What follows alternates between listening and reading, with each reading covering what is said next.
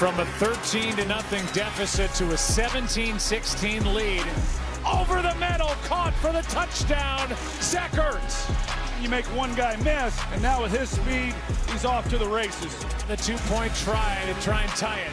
Again, incomplete for Zacchaeus. They're down and 1. Ball's on the ground. I get paid to go out there and focus, play in and play out, and I had a lack of focus right there, and it cost us the game. Kick is good, and the Bears win it. Wild night as we continue here on Get Up. 2 great football games, 2 really, really good baseball games. We start with Chicago and Atlanta last year, or excuse me, Chicago and Washington. Last year, the NFC North was the best division in the sport. 3 teams won at least 11 games. This year, all 4 teams look like they could be in the mix. They are the only division right now that every team currently has a winning record. Take a look at the Packers and Lions, heavily favored to win that division. The Vikings, right now, the longest odds to win the division. So we asked everyone before we started, who do we like winning that division?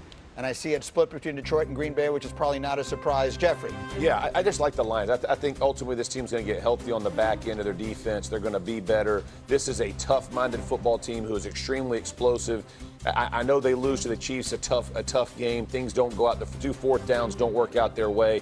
This is a team that pushes the envelope. They're not scared to make a mistake. They're going to play through mistakes. You got to respect it. That's why I'm going with it. They're an aggressive team. I like the Lions in this, but I'm going to lean towards the Packers because their defense is much better, but they aren't necessarily producing the turnovers and sacks. Considering how much pressure they get, they should have more sacks and turnovers. I think those things will come along, and this team will turn into the juggernaut I think that we thought they were going to be.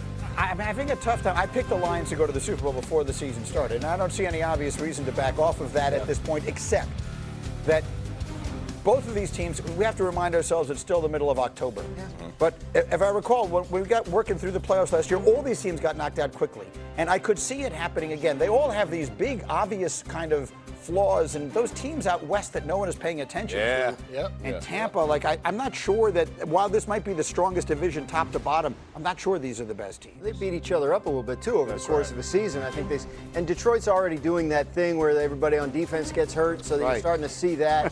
Now it's not season ending. I hate when they do that thing. Yeah. To me, it's a coin flip. I think the Packers, a young team that has reason to believe it'll get better as the season goes along. So that was what broke the tie for me. But looking at this graphic, I think my only thing I can say is congratulations to the Bears on your division. Or the Vikings. I mean, everyone is discounting the Vikings. The Vikings are the only one in that division that has a question mark at the quarterback position. That's the reason I think that they're last. Do they think they have a question mark? Like, I think they think they have J.J. McCarthy. Guys played 2 games. Like they can't possibly know, even if they believe that he's the guy. I get that. All I'm saying is that when we came in here 5 weeks ago today, or whenever it was the morning after the first Monday night game, we thought that, J.J. McCarthy's the offensive player of the week, and the Bears are the ones that have the question marks, and here we go. And his offensive player of the week with 160 passing yards. I get it, but it was the great fourth quarter. Yes, and I do think they believe they have their guy.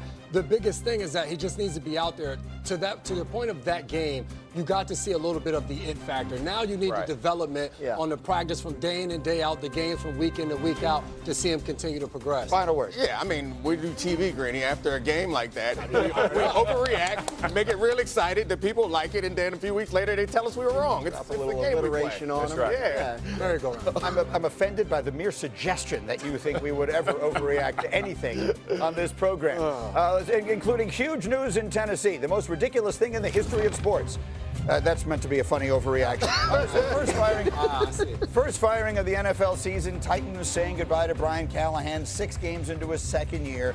He finishes 4-19, 1-5 this year with Cam Ward, the first pick in the draft. Senior offensive assistant Mike McCoy will take over as interim coach, and it continues this, well, what else can you say? Ridiculous trend.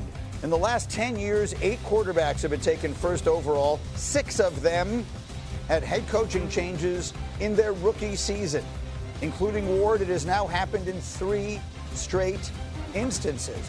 This drives me insane. You know how I feel about that. If we can go little picture and deal with just what they're doing in Tennessee, or we can go big picture. I say this all the time, Dominique. Far more young quarterbacks are ruined than developed. Teams don't sync up. They don't marry up the timeline between the two most important people, the coach and the quarterback, and it is a recipe for disaster. Yeah, I mean, ideally, I think you're probably right. That's what you want to do, but I think as just a universal flat rule, I think it's a bad idea.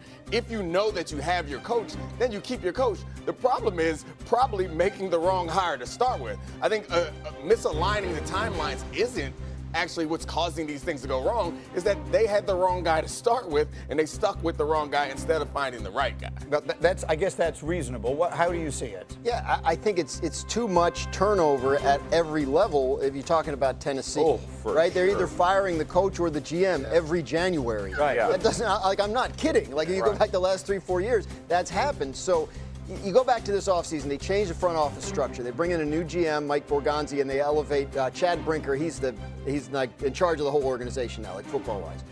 So there were conversations in the offseason, do we want to bring back Brian Callahan or do we want to move on after 1 year? They ultimately decided to bring him back.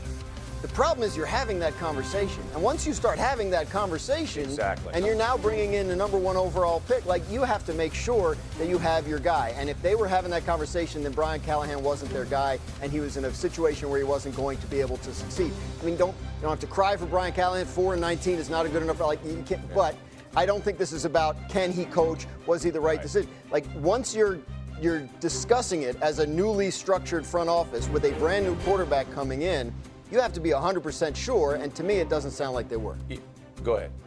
To me, the sad part of it is we literally watched the same exact process with Caleb Williams a year ago, where you switch play callers, then you fire the head coach. You would think that you would learn from those list of names we had up there on the screen. But for me, it goes right back to Neek. It starts all the way at the top, and it goes beyond the head coach. You have to make sure when you're hiring a general manager, you're putting the right football people in place to bring a guy in. So when your head coach comes in, you see the vision that he has for the football team, and you trust that within 2, 3, 4, 5 years that vision's going to come to fruition, and you're not just giving up after a year and 6 games. You heard it. 2, 3, 4. Right? Here's my issue with all of this. I think people don't necessarily always understand the power structure in the NFL. And you said it right. And Ford said they fired a general manager, then a new general manager, then they fire Vrabel, then they fire that general manager, right? So the process continues. Now they do it again. They're questioning whether they should fire the head coach. So what does the head coach come in? He comes in, he's basically a lame duck. Yeah. So when things don't go well with a rookie quarterback that you know is going to take time to develop, all of a sudden you got to fire your play caller. Well, why do I got to fire my play caller? You got to move on from this guy. So Steve Wilks said it best the other day, and it was talking about he had cut a player, Baker Mayfield. Said, hey, and Steve Wilks was like, hey, listen, I'm not sure how much authority an interim head coach has. That's no different. I live this. I'm just telling you, you have no power in the organization, and you're expecting people to do things. And here's the problem, though. Callahan, the record is what the record is. I don't have a problem with that. But the system that is in